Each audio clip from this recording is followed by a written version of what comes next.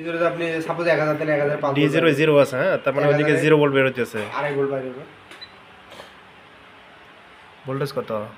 0 volt. এখন এখানে আমরা 10 ভোল্ট বের করব। আমরা ম্যাক্সিমাম 4000 দেব নাকি, দিয়ে দেখি কত ভোল্টেজ বের হয়। 4000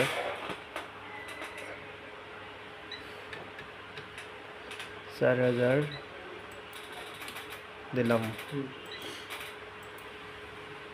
4000 এ ধরা হয়নি, ভোল্টেজ না তো,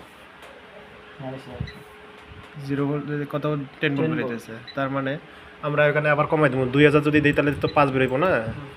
প্রেজেন্ট ভ্যালু চেঞ্জ করে দেই, 2000 দেই, 2000। ওকে,